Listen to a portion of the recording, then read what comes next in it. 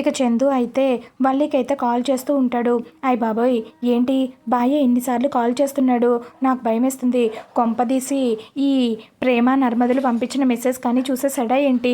పరిగెత్తాలి పరిగెత్తాలి తొందరగా పరిగెత్తాలి అంటూ ఇక పరిగెత్తుకుంటూ స్కూల్ వెనక వైపు నుంచి అయితే ఇక చంద్రు దగ్గరికి అయితే వచ్చేస్తూ ఉంటుంది. ఇక చంద్రు దగ్గరకు వచ్చి ఇక చంద్రుని ఒక్కసారిగా ఢీకొనడంతో ఏంటి ఏంటి వల్లి అంత హడావిడిగా వస్తున్నావు, అయినా ఇన్నిసార్లు ఫోన్ చేస్తుంటే ఫోన్ ఎందుకు తీయట్లేదు అని ఇక అంటూ ఉంటే అది అది వాయిస్ మెసేజ్ అని చెప్పి ఇక చెప్పడంతో అవును ప్రేమ ఏంటో వాయిస్ మెసేజ్ పంపించింది, ఉండు ఒకసారి చూస్తాను అని చెప్పి ఇక జేబులో ఉన్న ఫోన్ని తీసి చూస్తూ ఉంటాడు చందు. అయితే అది అది బాయ్య వాయిస్ మెసేజ్ నేను వింటాను, ఇటివ్వు అని చెప్పి ఇక చందు చేతిలో ఉన్న ఫోన్ని లాగేసుకుంటూ ఉంటుంది వల్లి. అయితే ఇక అది చూసిన చందు అయితే ఏంటి వల్లి ఇంత వింతగా బిహేవ్ చేస్తున్నావు, మరి చిన్నపిల్లలాగా ఫోన్ కావాలి అంటే ఇస్తాను కదా, అయినా వాయిస్ మెసేజ్ ఏం పంపించిందో ఏంటో ప్రేమ, ఉండు ఇద్దరం విందా అని చెప్పి ఇక వల్లి మీద చిరాకు పడుతూ ఉంటాడు. ఇక చందు అయితే అయ్యో బాయ్య వీళ్ళిద్దరూ కలిసి నన్ను భలేగా ఇరికించేశారు, ఇప్పుడు ఆ మెసేజ్లో ఏముందో ఏంటో నాకు భయమేస్తుంది, కొంప తీసి నా గుట్టంతా బయట పెట్టారు కదా,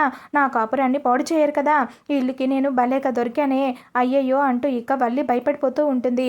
ఇక చందు అయితే జేబులో ఉన్న ఫోన్ తీసి వాయిస్ మెసేజ్ అయితే ఆన్ చేస్తాడు. అమ్మో ఖచ్చితంగా వీళ్ళు నా గురించి నిజం చెప్పేశారు, వినకూడదేదో వినాలి దేవుడా అంటూ ఇక మనసులోనే ఇక దేవుడిని అయితే చదివేస్తూ ఉంటుంది. ఇక వల్లి అయితే ఇక చందు వాయిస్ మెసేజ్ని ఆన్ చేసి ఇక వల్లి చెవి దగ్గర పెడుతూ ఉంటారు.